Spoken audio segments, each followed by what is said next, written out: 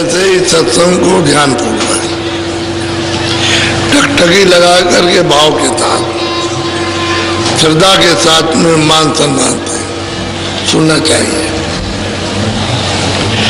जब श्रद्धा भाव भक्ति रहेगी और प्रेम से सुनोगे तो सब चीज समझ में आएगी, सब चीज आ जाएगी आपके सामने। बैठे रहो, सब खुलासा हो जाएगा, सब चीज का निरूपण हो जाएगा, कुछ बचेगा नहीं। लेकिन वो सुन लो उनकी बात को, सब निदान हो जाएगा। और सुनोगे नहीं, एक ही गोली देंगे, उसी में तुम बल गए कि हम नहीं खाएंगे, तो गोली खा लो, हर तरह तरह की गोली मिलेगी। गोली कहते हैं बोली, जो बोली में उलझे हुए हो, फंसे हुए हो, बोली तरह तरह की मिलेगी। और उसी बोली के ही बीच में जाग जाओगे आप, सुनते रहो। सुनने में कभी मत थको कि जब भी पढ़ाया जाता है तो सब तरह का उसको बताया जाता है। अगर एक ही बात बता के रह जाए तो पढ़ाई किस बात की? वो तो पढ़ाई में तो सब चीज़ें आती हैं, ताकि जानकारी सब चीज़ों को हो जाए। इसी तरह से महात्माओं का सत्संग में सब चीज़ आ जाएगी। जहाँ जहाँ तुम फंसे हो, जिन चीज़ों को तुमने अपना मान रखा है वो भी सब समझ जाए, जो तुम्हारी नहीं है वो भी समझ जाए। कोई चीज़ छूटेगी नहीं, लेकिन यह श्रद्धा प्रेम से सुनते रहो। तो अब की बार अच्छी तरह से लोगों ने बड़ी श्रद्धा प्रेम से सुना और उसको पकड़ा है। अब की बार तो ये कार्यक्रम बिल्कुल आपका अच्छी तरह से दया कृपा को लेते हुए सुलभता है आज ये पूरा हो रहा। आप आज तक के लिए थे, हम इसलिए भेजना चाहते हैं जल्दी में कि आपका कामकाज जो थोड़ा बहुत रह गया है उसमें चिंता फिक्र होकर तो तुम साधन भजन में छूट जाए, तो समय से अपना खेती का जो भी काम है बोने का या अभी अनाज रखा है धान वगैरह निकालने का, उसको जाके सुरक्षा से निकालो। और मतलब यह काफले की तैयारी होगी। तुम एक दाना भी जो नहीं जाओगे उसको दे दोगे कि हमारा दाना काफले में पहुंचा देना, तो एक दाना भी आपके लिए लाभकारी। एक ही दाने से तो ये तमाम दाने होते हैं, 1 से 100 दाने और 100 से 1000 दाने।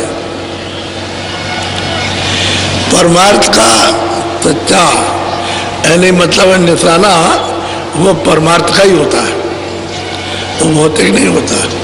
तो मरवात में सब चीज़ों का फल मिल जाएगा। ऐसा नहीं है कि वो चले गए हम नहीं गए, हम नहीं गए तो हमारा वहाँ काफले में एक दाना, एक चने का दाना, एक गेहूं का दाना, या मतलब ये कि एक आधी चटाक ये ले जाना और काफले में चढ़ा देना। तो मतलब ये अब आपकी डोरी लगी है एक दाने के साथ कि हमारा दाना पहुंचा के पहुंचा, पहुंचा के नहीं पहुंचा, वो पहुंचा के नहीं पहुंचा, काफले में पहुंचा। कोई भी चीज, एक आपको मिसाल देता हूँ। इसी तरह एक आदमी को बहुत दिन हुए, तुमने कहा भाई तुम क्या करते हो? कि हम मूर्ति पूजा करते हैं। मैंने कहा इसलिए ठीक से करो, जो तुम करते हो पूजा ही गलत है। तो कहले कैसा गलत? हमने भाई पूजा ही तो बताएंगे, हम कोई ये नहीं बताएंगे, पूजा पूजा ही बताएंगे।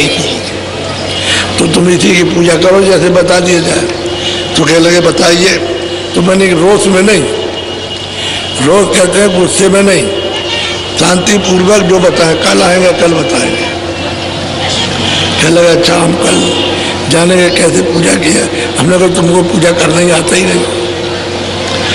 अब हमने कहा कि देखो जब दूसरे दिन आए, मैंने कहा ऐसे बैठ जाओ अपने देवता के सामने, जो देवता है से बैठो और तुम अपनी आंखों को उसकी आंखों को देखो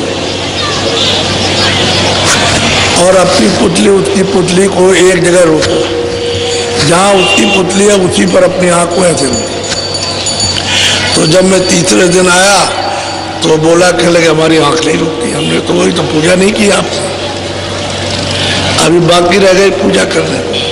तुम देवता की पूजा करोगे और उसकी आंख को अपनी आंखों से देखोगे, उसकी पुतली को, और वहां अपनी आंख को रोकोगे, तब तो तुम्हारी सच्ची पूजा। और नहीं तो तुम ये पूजा उड़न छू कर रहे हो, ये पूजा उजा नहीं है। तो क्या करें, हमने कहा तुम कोशिश करो कि तुम्हारी आंख उसकी आंखों को देखे और इधर उधर ना हो। जब तुम्हारी इधर उधर हो जाएगी तो समझ लोगे तुम पूजा नहीं करते, बराबर देखते रहो। तो उसने 10 दिन अभ्यास किया बैठ के, तो उसकी आंख उनकी आंखों पर रुकने लगी। मैं 15 दिन के बाद उधर से लौट के आया तो मुझे वहां बैठा हुआ मिला और ऐसे मतलब है अपनी आंखों को उनकी आंखों से जोड़ रहा था। तो मैं जब आ गया तो उठ के खड़ा हो गया। मैंने कहा अच्छा ये बताओ कि तुमको इतने दिन में फायदा हुआ? जो लगे कि मैं उसको देखते देखते वो मूरत बिल्कुल सफेद हो गई। अब वो मूरत तो दिखाई देती नहीं, वो सफेद दिखाई देता है। यानी देखिए आप, मूरत नहीं दिखाई देती, सफेद दिखाई देता है। तो मैंने कहा भाई तू ऐसे आंख बंद करके बैठ जा। तो आंख बंद करके बैठा तो सब ये प्रकाश ही प्रकाश, पूरा प्रकाश ही प्रकाश। तो हमने कहा देख पहले तो बैठता था तो अंधेरा था और अब तू बैठता है तो प्रकाश हो गया। देख अब तू देता है कि सच्ची पूजा कर रहा। तो हमने कहा और कुछ मत करना, उसी प्रकाश में तू आंख बंद करके सामने देखना रोशनी में। तो सामने देखने लगा तो 10 दिन के बाद फिर आया तो पूछा कि अब तुझको कुछ दिखाई दिया? अरे कह लगे बहुत सुंदर सुंदर चीजें दिखाई देती। तो हमने पूजा तो शुरू की है, तू वो पूजा तो तू कर रहा था बनावटी, और ये देवता की पूजा करती है। अब देख तूने उस मूर्त को देखा तो उस मूर्त की शकल को अपने अंदर छुपा दिया। अब मूर्त तो नहीं दिखाई देती, कह लगे बिल्कुल नहीं दिखाई देती, तब सफेद हो गई। तो हमने दृष्टि उसमें ठहरने लगी और अंदर की आँख खुल गई। अब तेरी तीसरी आँख खुल गई, अब तो उससे देख रहा हो मूर्त वगैरह। अब एक आँख बंद कर दिखाई देता तो कह लगे हाँ दिखाई देता। तो सही बात यह है कि उनको पूजा करना आता, पूजा कोई मना थोड़ी है, लेकिन करने का तौर तरीका जब वो महात्मा मिलेंगे तब बताएंगे। किसी का खंडन थोड़ी करते हैं, क्या वो खंडन किसी का करे, मंडन करते हैं। जो गलत काम कर रहा है उसी को सीधा कर देते हैं। इसी को व्यास जी ने कहा था कि भाई हम मूर्ति की स्थापना इसलिए करते हैं कि तुम जंगल में जा करके बैठ करके वहाँ यह अभ्यास करना, अपनी दृष्टि को उनकी आंखों पर टिकाना। जब टिकाते टिकाते दृष्टि ठहर जाएगी तो अंदर की आंख खुल जाएगी। इसलिए रखा था आप उसी चीज को मूर्त को घर उठा ले आए। पहले तो जंगल में थी, एकांत में थी, अब उसको घर में ले आए तो बजाए अंदर बज रहा तो उसको बाहर बजाने लगे। वो बाहर जो बजाते हो वही धोखा है, वही भ्रम है, वो भूल है, और अंदर बजने लगे वो सच्चा है। तो तुम्हारे अंदर ही बज रहा, और जहाँ ये बाजे बज रहे हैं वो कीर्तन और आरती अखंड हो रहा। वो कोई खंडन नहीं करते, मंडन करते, यथावत जो चीज है उसको बता देते। लेकिन लोग जो है उसको जानते नहीं, वो समझ बैठते हैं कि भाई मतलब ये है कि कोई खंडन कर रहे हैं। किसी का खंडन नहीं, महात्माओं ने हमेशा मंडन किया।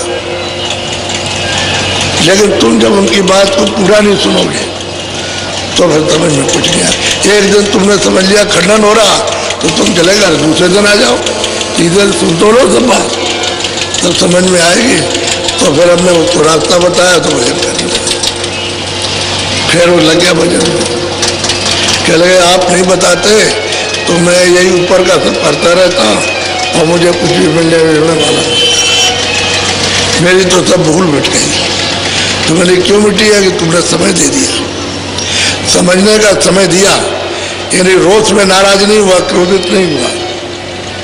नहीं क्रोध आ जाए तो चला जाएगा, फिर क्या पाएगा। इसलिए आप सुन, जो रास्ता नामदान का आपको दिया गया है, वेद जो युक्ति बताई गई है, उसको आप अच्छी तरह से रमा कर लो। और जैसे जैसे सिमरन बताया, जैसे ध्यान, वैसे वैसे भजन शुरू कर दो तो अंदर का तुम्हारा घाट खुल जाएगा। घाट खुलेगा तो अंदर दृष्टि खुल जाएगी, कान भी खुलेंगे, नासिका भी खुल जाएगी। तो यही सूरत उस प्रकाश में खड़े होकर के देखने लगेगी। क्योंकि जब घाट खुलेगा तो अंधेरा जाएगा, उजाले आएगा, प्रकाश आएगा, रोशनी आएगी। अंधेरे में तो कुछ दिखाई देता नहीं है, लेकिन जब वो प्रकाश आएगा तो दिखाई देगा। इसीलिए अंधेरा आपने कर रखा है। अब आप तक कहा जाता है कि अंधेरे में वो एक जगह अपनी आंख को रोको तो तिल आ जाएगा। तिल है निशान, वही पुतली का, पुतली पर आंख रोकने का निशान है। उसी निशान पर अपने अंदर की तीसरी आंख को जमा दो। बस वो उस पर जैसे ही जमेगी, एक आग रोगी ठहर जाएगी तो वैसे ही दरवाजा खुलने लगेगा और प्रकाश होने लगेगा। तो तुमको दिखाई देगा।